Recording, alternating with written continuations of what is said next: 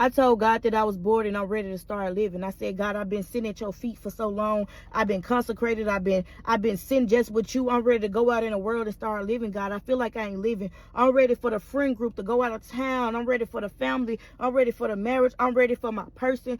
I'm ready to just start experiencing life. And you know what God did? He asked me a couple questions. He said, when I send you that man that I want you to have, when he needs space, are you going to feel like you ain't living no more?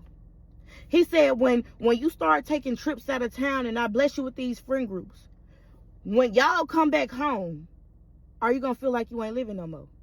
He said, when you get done packaging up all them orders for that 6-figure business and you ain't doing nothing, are you going to feel like you ain't living no more?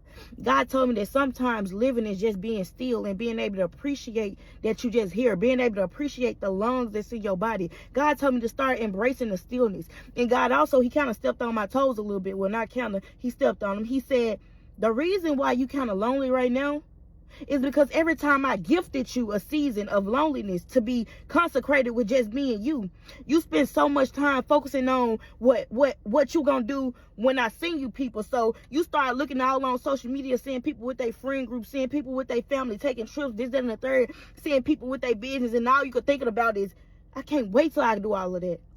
And you didn't focus on the stillness and embracing the time that you got with me by sitting at my feet and learning how to become a better friend, learning how to become a woman of God, learning how to become a wife, learning how to become a servant to the kingdom, learning how to become like a business owner according to the kingdom standards. You ain't embraced everything in that season.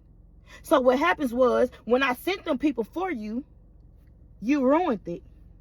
And not because you're a bad person. You wasn't the leader you were supposed to be.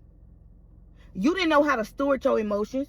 You ain't know how to lead the people who are assigned to you. You ain't know how to speak up for yourself and properly communicate your boundaries to make sure certain friendships and relationships and family ships don't go a certain way. You didn't know how to do that. You crumbled under pressure. And I allowed you to, so you can finally realize that when you in a season with just me, when it's just me and you, when you consecrated, this is not punishment. Because you dwell in your secret place. You dwell in my presence. You dwell in my shadow. And when I see you out into the world, you're going to start looking like me. Y'all know when people say, oh, you've been around them so long, you start looking like them. So why, when you went out into the world last time, didn't nobody say you look like me? God told me I got to start embracing the season with just him, because the longer and the better I get to sit at his feet, the happier I'll be when he send me out to the world and he started allowing me to have friends and family and start dating again. He said the reason why you having so many memories every time you go out into the world and you start getting close to people, and then you come back and you feel like, oh, they crossed me, or oh, they backstabbed this and or I could have did that better, I didn't communicate.